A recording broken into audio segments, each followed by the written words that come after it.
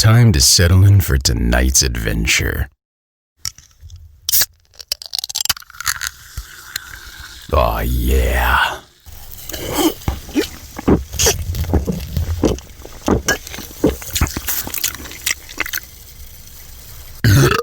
Okay. Let's see what's on the docket tonight. Besides the Girl Scout cookies. Because damn, they're smooth. Tag-alongs only. None of that Thin Mint shit. Okay. Alright, what do we got? Page 7.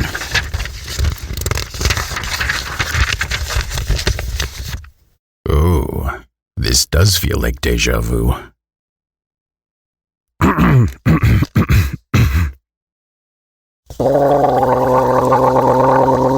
This is the 8th birthday of the SML podcast. You know what that means. This podcast is old enough for birthday spankings. I've been waiting for this for a long time. So, to commemorate this, we're actually going to invite the SML podcast into my booth. Get in here. That's right, get in here. Watch your step. Don't say a thing. Just follow orders, and everything will be done soon. Step 1. Drop 'em.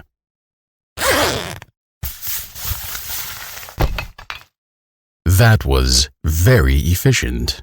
I'm impressed. I promise you, this is going to hurt you a lot more than it's gonna hurt me.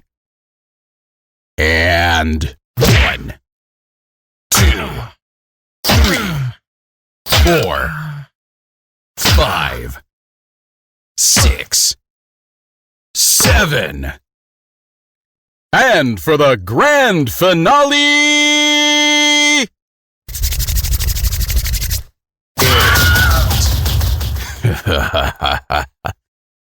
happy fucking birthday.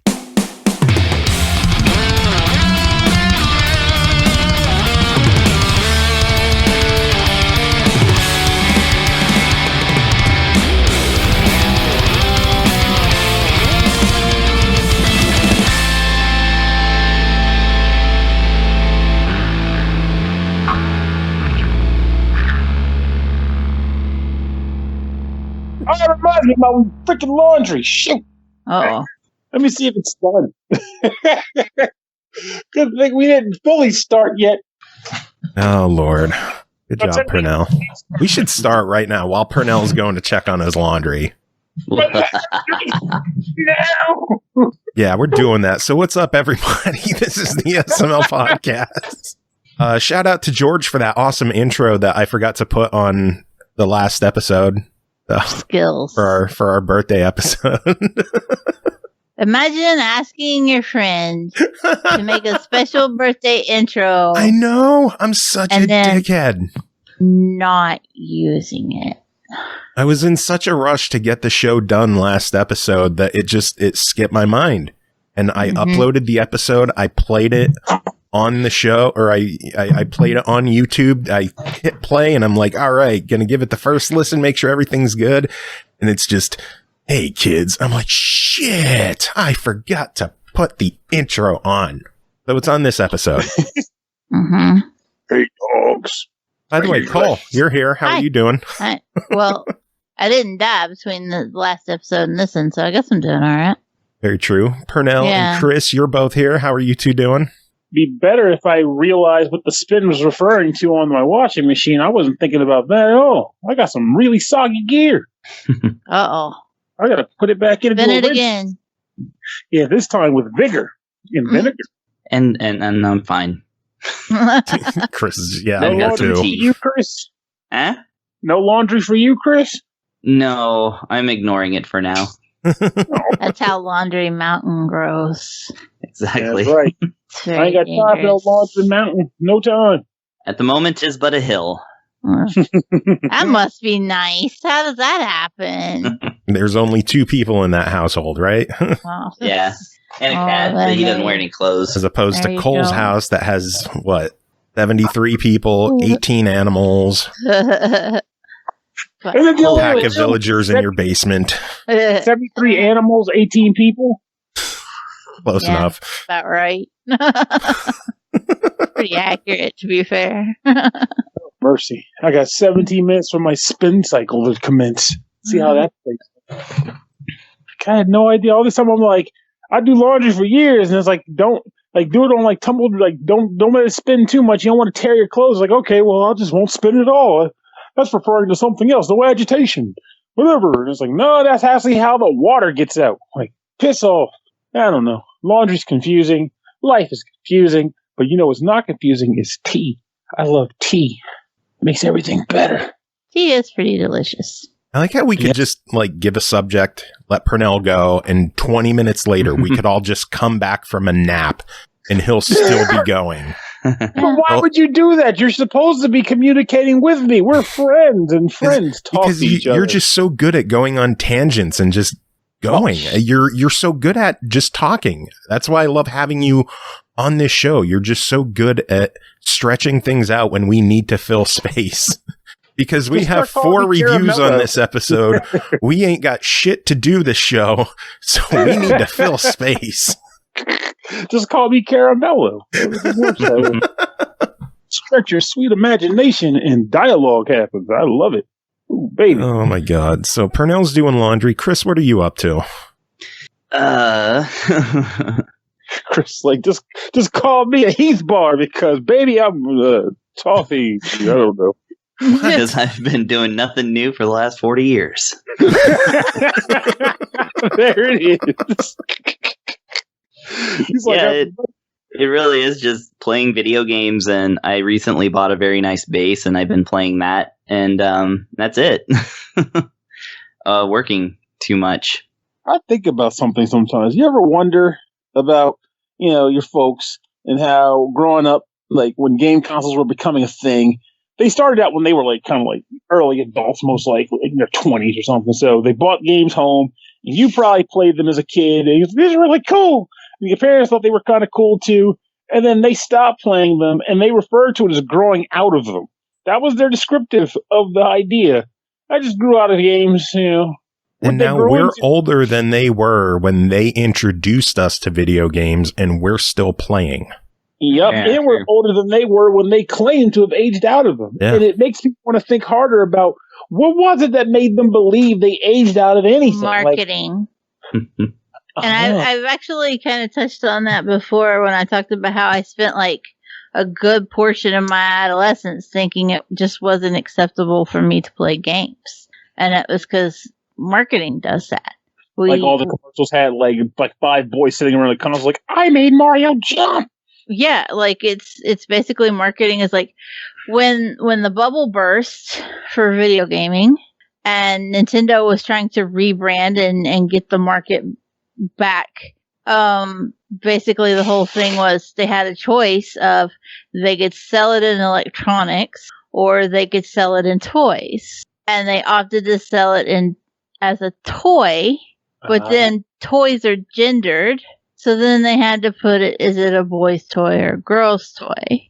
Mhm. And so all the marketing for the Nintendo system shifted to say, this is a toy for young boys. And that has just permeated culture to the point that we go, video games are for young boys. And it's at least in the last few years become a little more acceptable for video games are for young boys and teenage boys and adult males. But you still run into a more of a brick wall when it comes to video games is for everybody.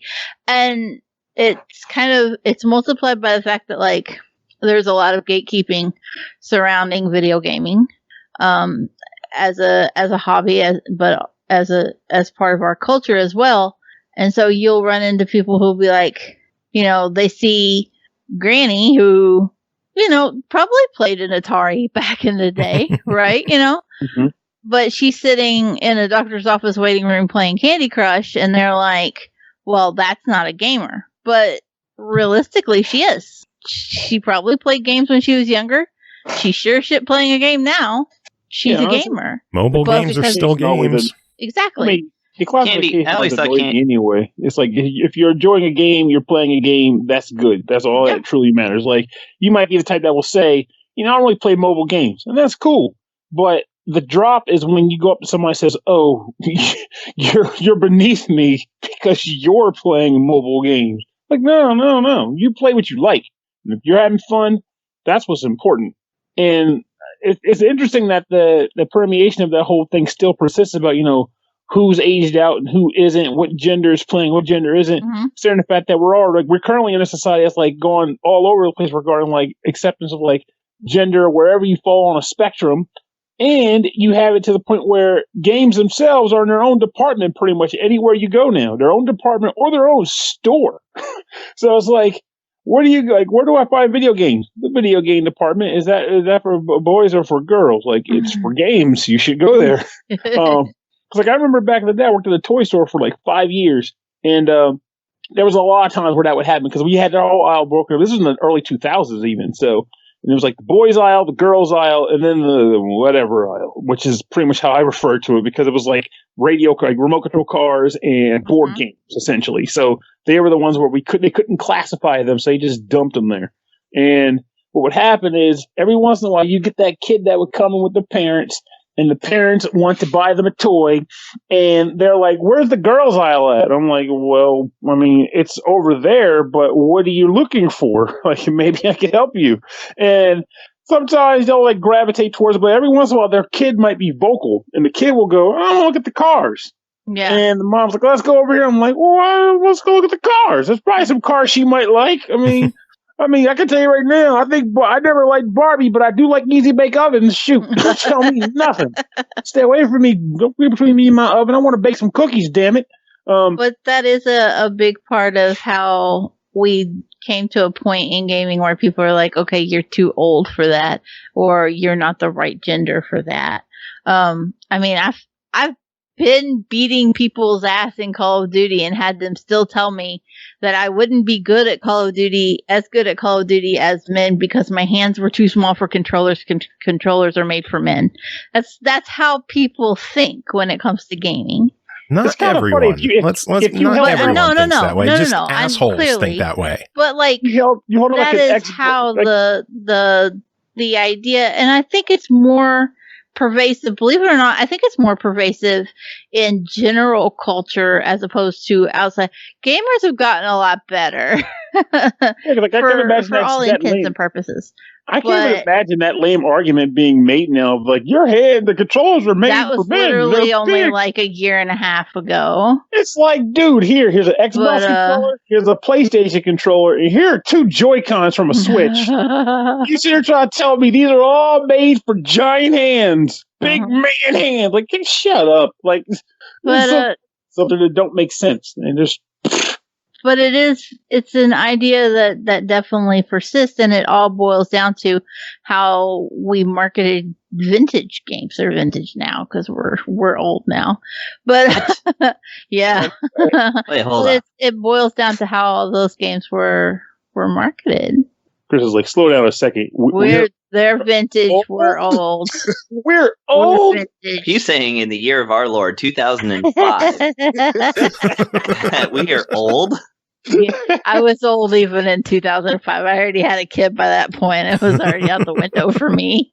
And I'm diggity 6. You're trying to declare. It is no longer 1994, guys. My back hurts. We are not in our prime. Oh, well, maybe. The only Prime we're in anymore is Amazon Prime. We're in prime time because we record at 9 o'clock, baby. We are prime time. Well, you gotta admit though, we still push the envelope a good bit. Like I do, like with the show I'm on, like when I do Rhythm and Pictures, like we have this thing where we usually end the show at like 10 o'clock, and they're like, okay, good night, everybody. What's everybody plan to do? And like, I'll be like, I'm going to go play a game and maybe make some tea and read a book or something. I don't know. And every time Rob's like, I'm going to bed. And I'm like, you going to what? Come on, man. We're young. We're hip. We're trendy. He's like, and I'm tired. I'm trying to fight the rush, man. Don't give in to it. Go play a guitar or something till midnight. I don't know what to tell you. But I'm going to bed because I have to get up early for a doctor's appointment for this pain I have. Just a jacket, psoriasis. It's aging pain. Damn it! In the year of our Lord 2021, people are able to go to the doctor. Now that's something. Telehealth is for. Damn it! See, Ashley How am works I for a both old hospital, and not so able to that's how we could swing it. Mm. We could do this all night, but instead we have games to talk about. Should we jump into those, get those out of the way, and we can have a short episode for once? Yeah. Not as fun as Too rectal. late. Do it. Do it. Or Chris, did you want to say something about Candy Crush a while back before Pernell went on a tangent? Oh, I was just gonna say that I thought it was tax software. Price is complicated. All right, let's get to reviews. First game to talk about tonight is called Hero U Rogue to Redemption, developed by Transolar Games, published by Silesia Games. I hope I said that right. Released February 9th on the Switch for $19.99. Hero U Rogue to Redemption is an epic and humorous fantasy adventure and role-playing game in which you take on the role of Sean O'Connor, a young man striving to become a hero as well as a rogue. Chris, tell us about Hero U. Okay, well, Hero U is a somewhat it's hard to call it a sequel, but let's say it's in the family of a PC point and click RPG series called Quest for Glory. So if you know Quest for Glory, this is related to that. And it very much like refers to that series of games a lot. And those games were out when I was not doing any PC gaming whatsoever, because I've always had crap for computers. And so I've never played those, but even then I know from the game referring to like. But anyways, so this is a point and click adventure / RPG kind of hybrid. An optional RPG hybrid, you might even say. You play as a thief called Sean O'Connor, who you'll either grow to love or get extremely sick of by the time you're even done doing the first room. He seems a polarizing character. So you go around in the first room and you're trying to steal a thing, right? And it's like any point and click adventure, like tutorial. It's just there so that you can kind of get to know the layout, and like there's, you know, if there's any puzzle, it's like the easiest thing in the world, and you just get your thing, and then the like actual adventure proper starts. At least that's what they've been doing for the last, you know, in the modern age. And in the year of our Lord 2021. In the year of our Lord 2021. And so yeah, this guy just kind of, you know, wanders around this room, not being particularly sneaky. And anytime that you click on anything, and a lot of things are clickable, like there's a lot of clickable stuff that you can look at a couch for like an hour if you really want to, because everything that can be interacted with has a minimum of like 4 items that you can then choose of, like, look at the thing, you know, explore the thing, you know, touch the thing, steal the thing, and, you know, just it's some of it's, you know, depends on the thing, but a lot of it is like, you know, there's a steal option for almost every item for this character who doesn't really steal a whole bunch, and, you know, you can't steal anything for the first part of the game, so it's just kind of there. And I will say, I'm going to give, just from that part of the game, because I saved these specifically for this review, and I swear I played past the tutorial. I'm not just going to hang on the tutorial for the whole review, but so if you there's like a sewing kit or something like that that you can interact with, and like I said, every single one of these options that you pick has none of it bears any fruit. It's always just an excuse to have him do a joke of some kind. And the humor in this game is very what I call shotgun style humor. So, everything is either a pun, a wordplay, or, just like alliteration, which isn't really a joke. It's just playing with words. And so, like, if you see like I think it's a sewing kit in a drawer or something like that, and you try to steal it and he can't, he says, "Darn knit, I guess my luck is just so." And wow. That's a groan. Yeah. And Cole, your thoughts on that? You're the pun expert on. That's low hanging fruit, is what that is. Yeah. Darn it. So, oh my lord. And I don't remember the context of this thing on a desk that he's looking at. Like pictures of cats or something, I don't know. But he says, "They all look rather disgruntled and displeased. It's a cat-tankerous concatenation of catty couples." It doesn't even make any sense. Christ. It's just you know that those devs are so proud of those jokes too. Oh, I know. Yeah, the devs are a couple, by the way. I think Lori and Corey Cole. Well, they're horrible people, and I love them so much. Yeah. They're terrible, and we love them. I don't know if they're a couple actually, but they are always described as Lori and Corey Cole. So whatever. Anyways. But there's actually one that I really like, and that's the big moose head that is hanging over the fireplace. If you try to steal that, Sean says, "Trying to sneak out with something that big would be a huge moose take." And I was like, okay, that's actually pretty good. So it's shotgun style. Sometimes it works, sometimes it doesn't.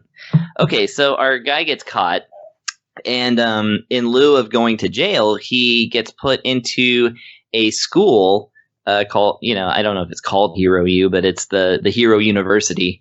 And there you then get kind of inducted into this daily life that is set to a schedule of, not real time, but, like it's timer based. So then you get to, it's my cat scratching at the door. Hang on. Just going to leave the door open. So basically your day, starts with the end of class, like you go to classes and stuff. And then you get to wander around, talk to people, participate in things. And, everything that you interact with in this school. So you wander around and, you can talk to people and raise your disposition with them or lower your disposition with them. Some people are assholes. So maybe you don't want them to like you. Sometimes, one choice will favor one person and one choice will, the other choice will favor the other person. So, you can kind of, choose options to say where you're going. And a lot of times, like, options for dialogue are just like, say something polite to please this person, or say something snarky to, to amaze them, or, like say something rude to get this other person on your side. It won't say specifically what you're choosing. It just says what your general mood is going to be towards a person. So it's very vague like that. The cool thing about that, by the way, is that it has a very instant save and load system, so that you can, keep reloading if you want to manipulate things how you want them. If you're that kind of player. I personally actually like to just go with the consequences of whatever's going on and ruin my game somehow. So it gives you that choice.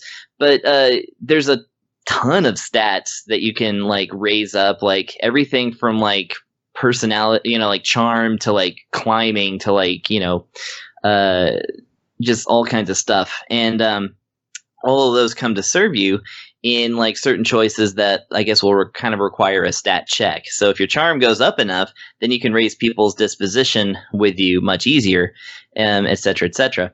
And so there's that. And again, the entire game operates on a schedule. So if a person, if you're trying to get a hold of a certain person, you need to kind of know where they're going to be, and then you need to get there. And of course you can get, if you're out too late, the dean will find you, and then you get demerits. And if you get too many demerits, you get expelled. I don't know what happens at that point. I didn't try to. You didn't test your luck. No, it would have taken too long. Like they don't punish you hard enough in this game.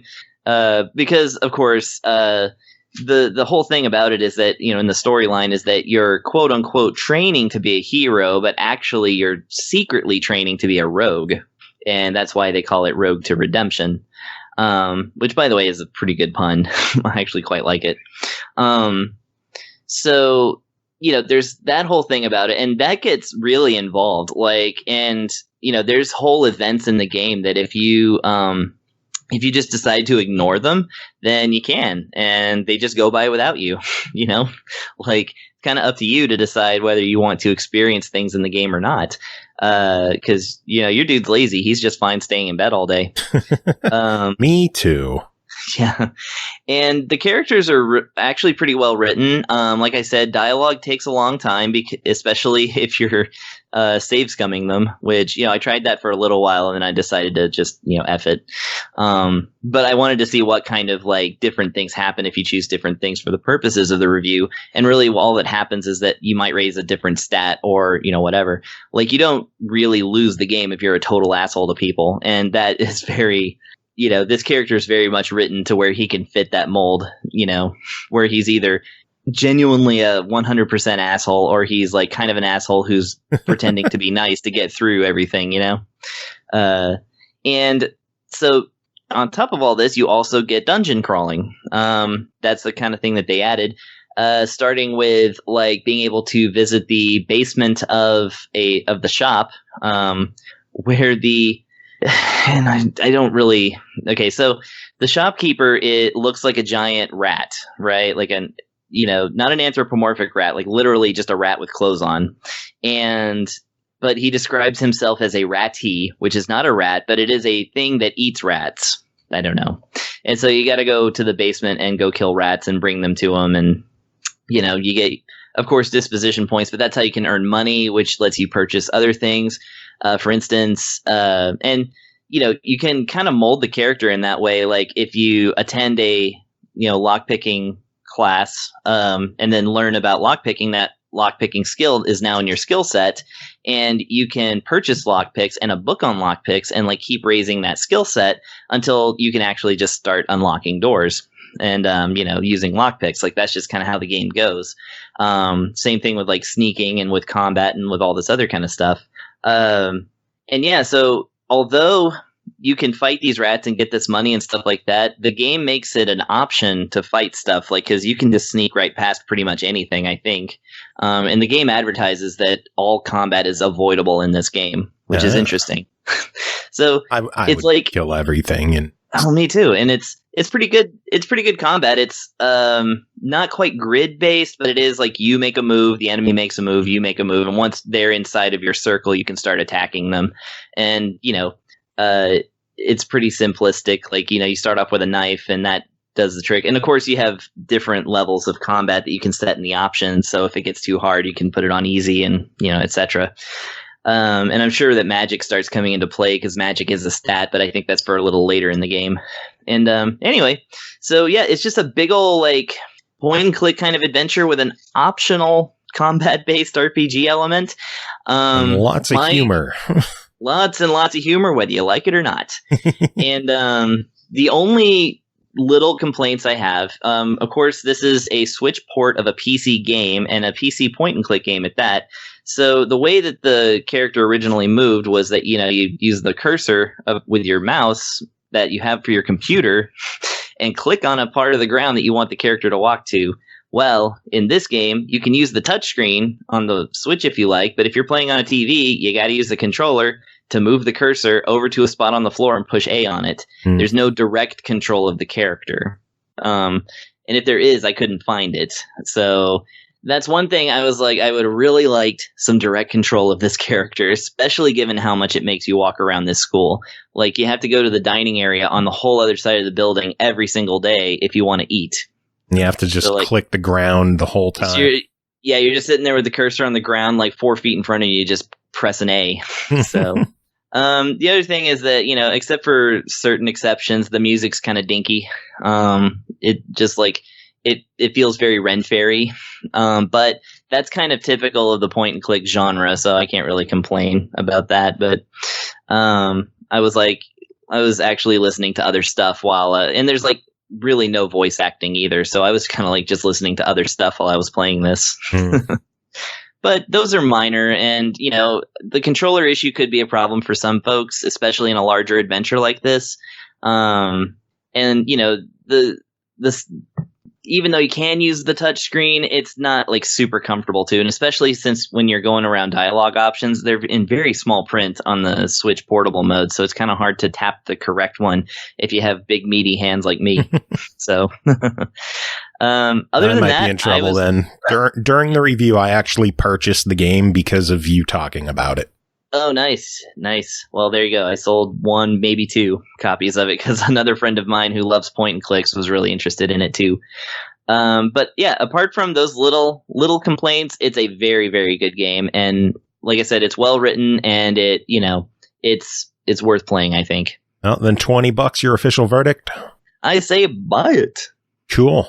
All right, moving on. Next game to talk about is called Cultist Simulator Initiate Edition, developed by Weather Factory, published by PLAYDIGIOUS, released February 2nd on the Switch for $19.99. In this roguelike narrative card game, what you may find may transform you forever. Every choice you make from moment to moment doesn't just advance the narrative, it also shapes it. Become a scholar of the unseen arts, search your dreams for sanity-twisting rituals, craft tools and summon spirits, indoctrinate innocence, seize your place as the herald of a new age. Pernell, you asked about this one. We got it. What do you think of it? Dear God, I bit off more than I can chew on this guy. Good God. Like, I saw the imagery for it and was like, whoa, this sounds pretty cool. Like the idea of like using cards to manipulate a narrative, whatnot. And don't get me wrong, there's cool elements to this game. And before I even get to the end, I'm going to tell you it's definitely not a deny it. But, oh my God. You know how people like to talk about certain games, like, I don't know, I'm going to say Dark Souls because right now my mind's slipping on other games like that where you get a general idea of this is what the game does. But then there's like all these other elements that they just don't explain and you just kind of have to figure them out. And I guess Get Good ends up being the dialogue that is used for justifying it.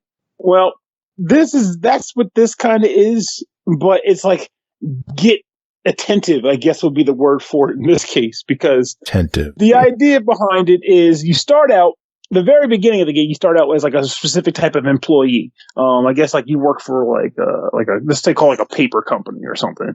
And you start out and the game gives you like a little symbol at the lower right corner. It's like a hand with an eye in it. And that's meant to indicate working, right?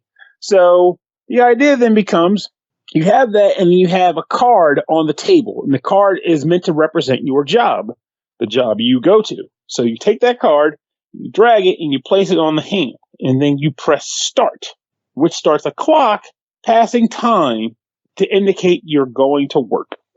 It's like 60 seconds or so. And when that runs up, you finish your first day at work.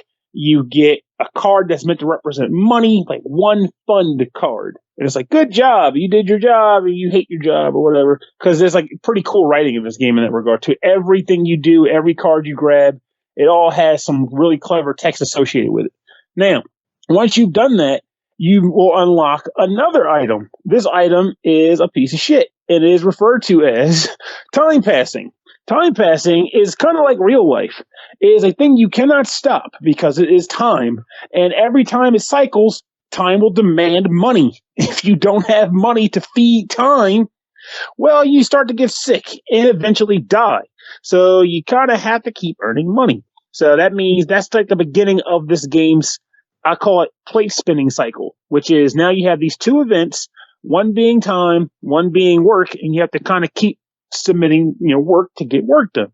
Eventually, as time passes, though, you'll be playing these card items on these tiles, and you'll unlock new cards that represent different things, and you'll unlock new activities similar to study and work, such as dream, explore, talk, and there's one other that's currently eluding my head. There's a total of 6 that I've come across. Now, with each of these things. These are all considered subcategories, by the way, because we're slowly getting to the point where I have no idea what the fuck's going on. So as you do these different things, every card has a bunch of symbols on it that I have no idea what they mean. Like, I literally don't. So to give you an example, I'm going to read one right now. It's a crumpled note. The crumpled note is a pink card, and it just, if you look at it with the inspection key, it has no symbols on it, so not that one. So I'll go with health instead. Health has a potion, 2 hearts, and a head with a star on it. And if you scroll over all those icons, they'll tell you stuff like, a representation, like what does the potion mean? It's an ingredient aspect. Then the part is a heart aspect, and there's like a bunch of just different random aspects. But they don't really tell you what aspects mean or what they do. And as I went and read online and started looking for people who liked the game, what they said, everyone says you're meant to just kind of dissect it as you go. Like, you're supposed to just instinctively over time learn what the relationship of all these symbols is and what they do and why you want to pay attention to them. I haven't figured that out. But I did learn that I did have a lot of fun still trying to spin plates and make some semblance of sense of what I was doing. So I'll talk about the game as I was able to experience it, at least, to give some kind of general impression. So as you fulfill these different obligations, you unlock all 6 aspects of activity. Like I said, study, work, dream, whatever. You find yourself in a predicament where you have to keep earning money by going to work, though sometimes you can do other things like use a passion card on your work tile to activate your passion. In this case, my guy liked to paint. So I was like, okay, maybe I can earn money some other way instead of going to my dead-end job. And I was able to spend money and use the passion cards to unlock the ability to paint good portraits, which earned me more money and notoriety cards and mysticism cards. Now, certain cards that you earn don't generally get played. They just sit in your inventory, and they're meant to represent sort of bad things. So keeping in mind that the overall point of this game is to ultimately start a cult and bring people into your cult to work with it and get down and dirty with some seedy mystical arts. So once you get to the point where you start, finding people on the street, likely enticed by your paintings of weird shit, and then you talk to them about the order that you've recently founded, and you convince them to join you, and then you have dreams about crazy shit, which you then tell to the people to make them love you more. You start to develop notoriety and mystique, which unfortunately draws law enforcement and investigators to start checking you out.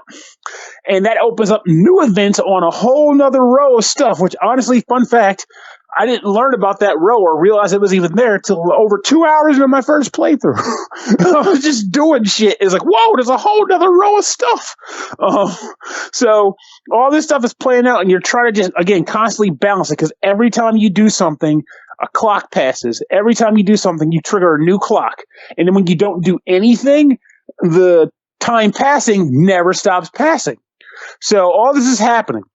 And there's a number of weird things that take place. Like, for example, there are multiple ways you can lose the game for the most part, but I was expecting to lose the game by way of getting caught by an investigator. But instead, I actually lost the game because I ran low on money, got sick, and died of anxiety or something.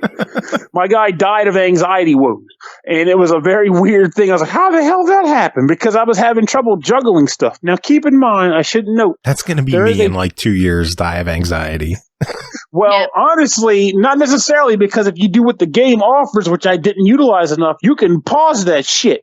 Hit the left trigger button, you can stop things and just kind of take a breather and go, okay, let me look at all my plates that I'm spinning here.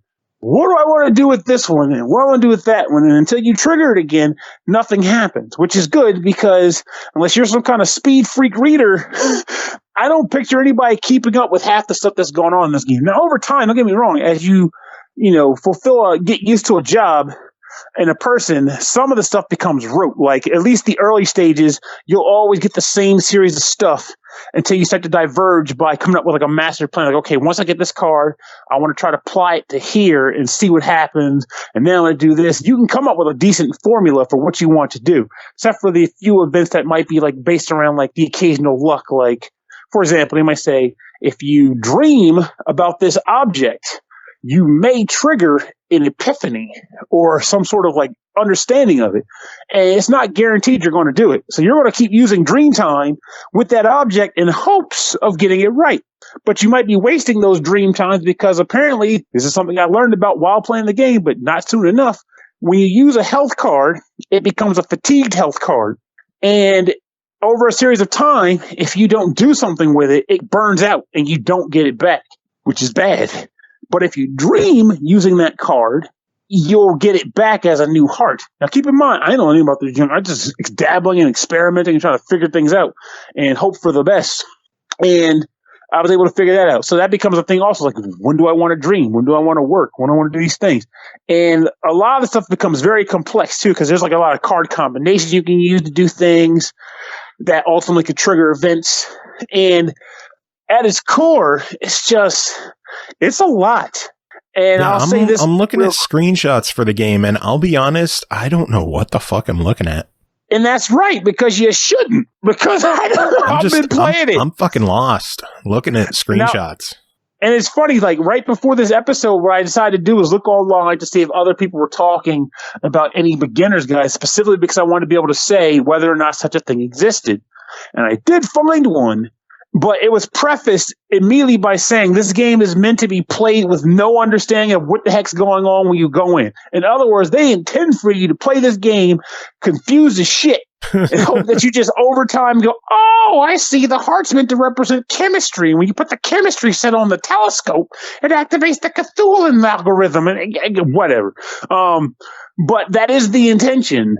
So that's something worth noting. But that does exist, and it kind of gives you like a brief explanation for beginners on like, this is what these symbols mean. This is the kind of way you want to utilize these symbols, such and such. So I didn't go through looking at it because I was already in too deep at this point and my review was coming up. So I was like, well, I'm not going to sit there and try to study it now, but I know it exists, which is good. So what I can genuinely say is that I did find myself intrigued by the game. I liked the idea of some of the stuff that was happening. Like when I got my first cultist, it was like someone named Rose who was an acquaintance. And then I realized that if I talked to Rose the first time, I was like, I'll talk to Rose. And then it was like, nothing happened. So I literally wasted a talk cycle talking to this woman for nothing. I was like, okay, I got to figure out some way to make Rose join the cult. I got to get her in. We got to start talking about tentacles to do this. So in time, I realized, oh, I see. If I take this card, slap it in there first, which is called the Order of the Bloody Cult, then I could put her on that card with that, and then give her two things that kind of modify it. Like we're going to talk about the Keymaster Secret and the Red Chalice with the Order of the Bloody Cult. And at the end of that cycle, Rose went from being an acquaintance to an honorary member. And then I could send her on expeditions with money that I had to be careful of spending because, again, money is tied to safety in life. So there's elements of the game that become pretty cool. It's just while coming across the cool stuff, you're going to be stumbling across the what the hell am I supposed to be doing stuff. So it comes along with the price. So yeah, I don't understand anything that you told me. So for $20, what do you say? If you're the type of person that likes. Just listen to the review like on repeat for like an hour, and then it will just slowly make sense to you. If you're the type of gamer who can hear something like I just said and go, that's confusing as shit, but it sounds like he had fun trying to figure it out, then this is kind of for you. Because, again, the model works. It's a cool product. It's fun to dive through and try to figure out the different jobs when you unlock them and how to get their jobs rolling, getting their cult started. But if you're the type who needs to start a game and be like, okay, tell me the rules. A is to jump, B is to shoot. Got it. I'm ready to go. You're going to hate this fucking game. So don't bother. But if you're on the first category, I'd recommend it as a try. It's a game worth dabbling into and seeing if maybe you too can unlock your, I don't know, like, was it 8? I don't know what the freaking guy is. I just keep saying Cthulhian arts because for every game I've played that involves this jerk, today is the day I forget that author's name. H.P. Lovecraft. There we go. Your Lovecraftians. Are you maybe like trying to say Eldritch? Yes, like Eldritch. Okay. God, Eldritch Horror is a whole board game. Jesus Christ, man. But that's exactly what I was saying. You're Eldritch. Yeah, get down with that. I'm sure when someone's listening right now, is like, this son of a bitch. I'm just confused. It's not often where a review just completely confuses and befuddles me. And I don't know how to address the game. I don't know what to say. So I'm just going to move on to the next game. I mean, you gotta admit, though, it's thematic. Isn't the point of like most Lovecraft stuff, like, you know, it always ends up with somebody like being driven completely mad? That can happen in this game too. That's the funny part. Yeah, I was gonna say, I think the game has kind of meta achieved that. Nice. So buy it. Accomplished. If you like being driven insane by your entertainment, there you go. There you go. For everyone else, next up is next game to talk about is called Aground, developed by Fancy Fish Games, published by Whitethorn Digital, released February 11th on Xbox One, Switch, and PS4 for $14.99. As one of the last human survivors, you find yourself stranded on an uninhabited island with a few other victims of the crash. Can you craft, mine, and build your way to survival? Cole, tell us about Aground. You are going to craft and mine, and you probably will not survive until you figure out how to put the game on easy. At that point, then you stand a snowball's chance in hell at surviving. And then you're going to go and look and see if there's easier than easy. And there is. And then there's casual. And thank God for it, because fuck, this game can be hard. I would like to point out, before I go any further in this review, that I was doing research on other people who had played this. And one guy was like, oh, I thought the game got grindy at 8 hours. And I looked at my save file, and I realized that it took about 8 hours, maybe more, before I ever got off the first island in the game and got to explore the second one. So this guy was like throwing in the towel, and he was still essentially in a tutorial. Aground is very much meant to be a survival sandbox, but it's on a 2D plane. So it's meant to be the kind of game where you have to just slowly gather materials and slowly turn those materials into better items, and so that you can explore further and get more materials that you turn into better items. The basic concept is a handful of people have crashed on an island. Their circumstances are in the wind. You don't know what's going on. Nobody knows how they got there. They all just kind of went to bed one day and woke up in a crash in an island. It's what was that TV show Lost, where the plane just crashed and everybody was like derp the whole time? Yeah. That's the concept of Aground, basically. that's how you start. But for as simple as it seems, with just, you have a rock pick and a rock axe, and you can chop down trees and mine coal, before you know it, you're fighting pirates in mechanical boats with patrol guns, and it happens not at all quickly from a real-time passing sense, but almost quickly in the game. Like, it doesn't take long once you get the gist of it to actually build yourself up to where you're doing the fun stuff. You're gonna struggle, though, with the game, with getting to the point where you know the basics enough to progress to the fun stuff. Which is really the only thing I really have to complain about with it, because I've lost so much time in Aground. I don't want to talk. I spent a huge chunk of my time at the beginning of the game trying to go fight a dragon in a mountain with like a bow and arrow. You can't do that. It's not a good idea, because the dragon's like peon and then burns you, and then you die, and then you have to start all over, and then you're like, bow and arrow, kill the dragon. This ain't Skyrim, motherfucker. You can't kill a dragon with a bow and arrow. I haven't played Skyrim. I don't know if you can actually kill the dragons like that either. Yeah, you can. I would assume. But there's always somebody that knows how to like kill the dragon with the tiniest thing. There will be somebody I killed him with a knife and fork before. Yeah, like I guarantee you there's somebody that's played Aground that's like, whatever, I trapped the dragon my first night. I'm like, yeah, fuck off.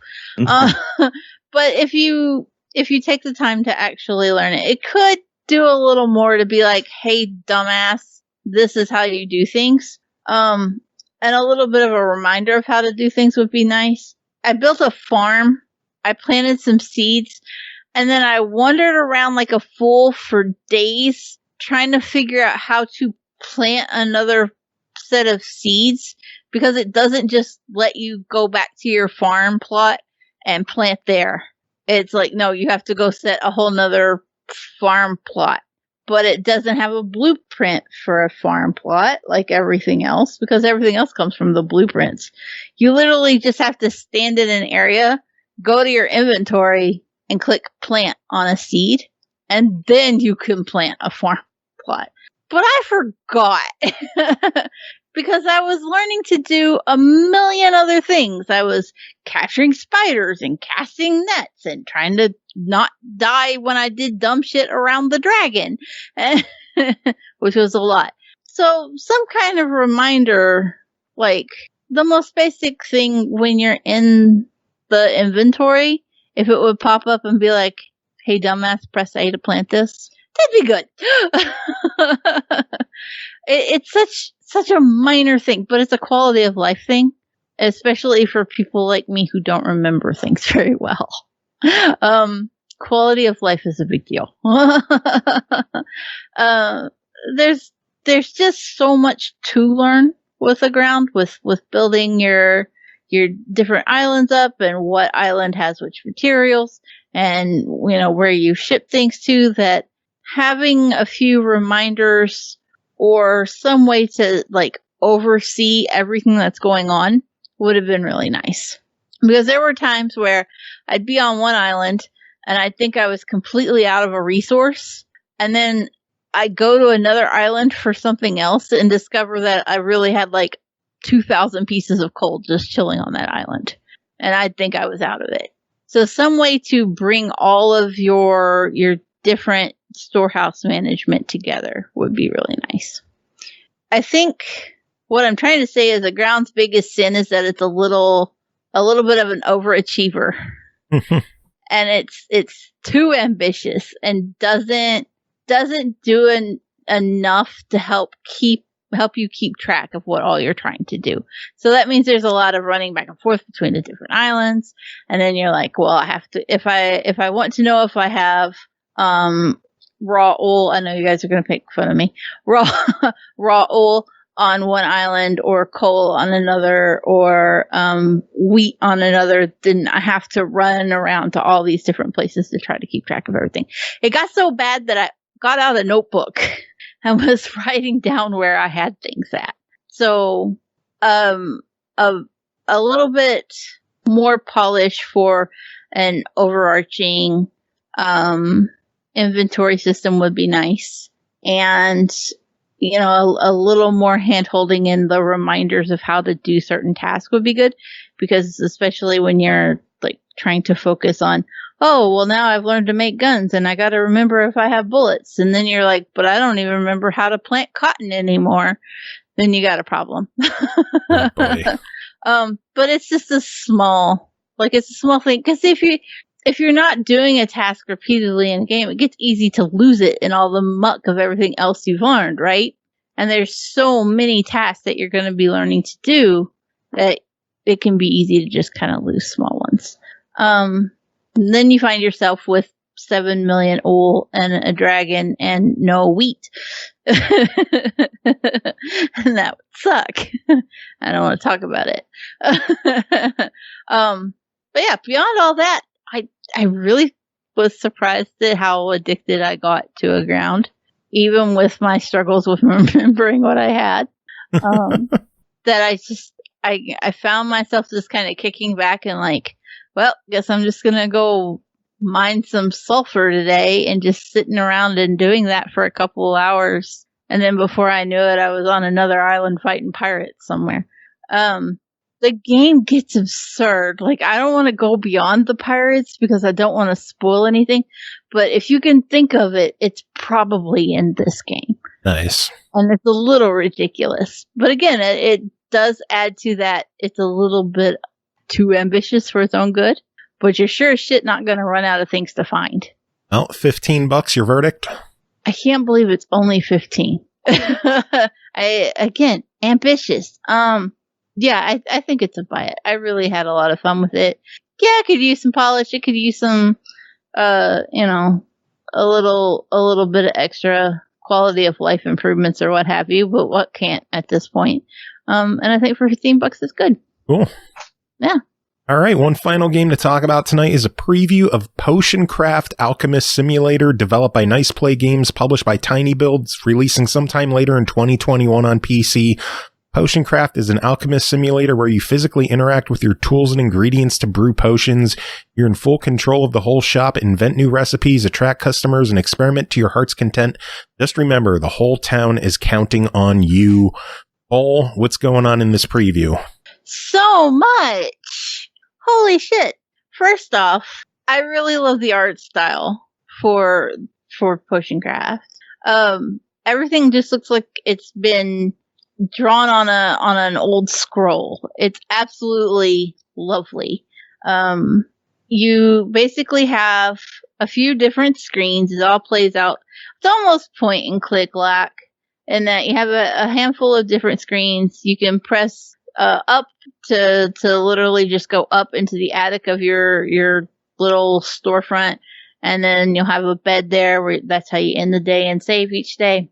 If you press down, you've got your alchemy lab, which has a cauldron and a mortar and pestle and some water and a set of billows.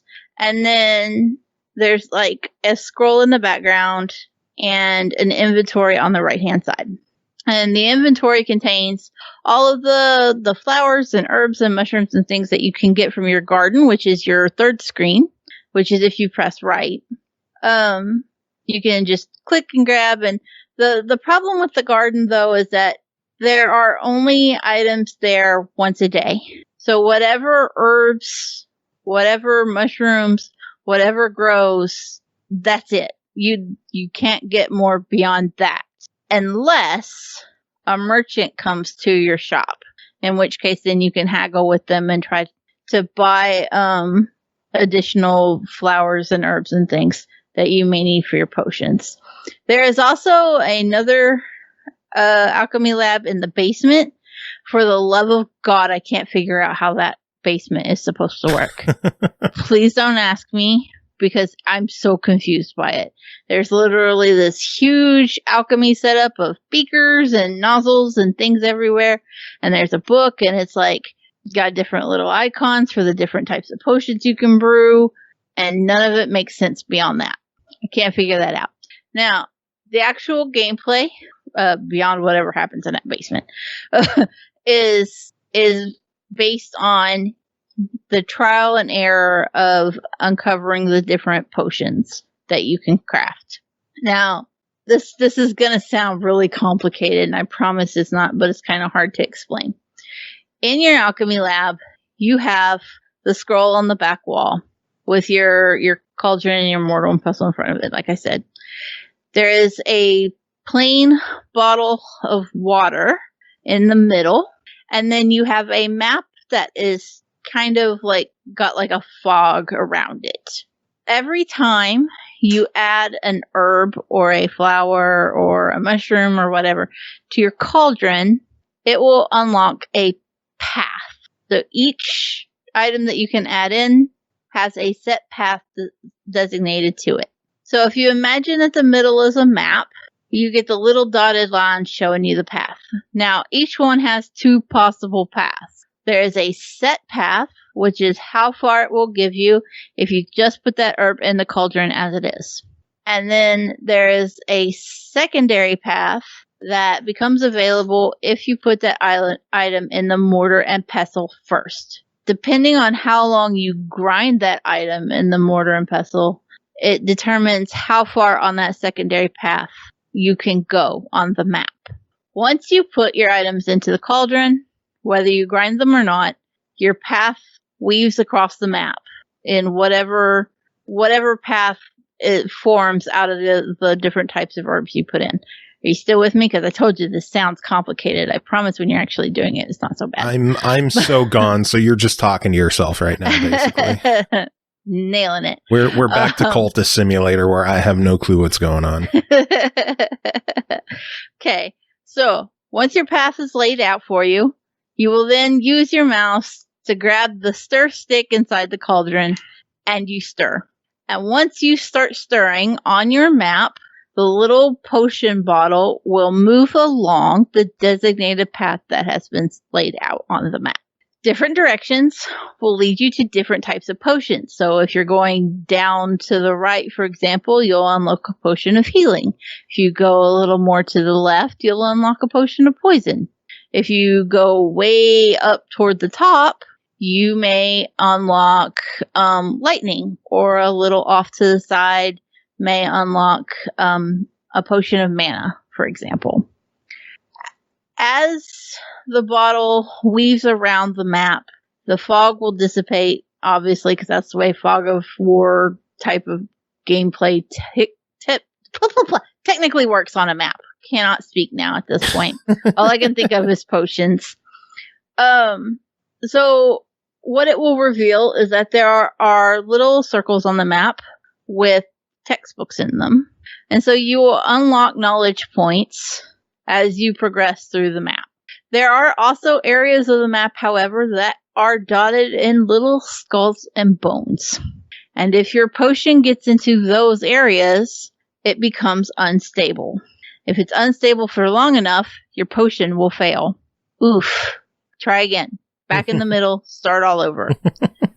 However, you start all over, you will at least have the knowledge of, hey, now I know where the bones are at. Don't do that this time. And you can plan your path a little more accordingly. If you reach the area where a potion is crafted, then you've kind of got to stir just right so that the potion bottle lands in just the right area of the map.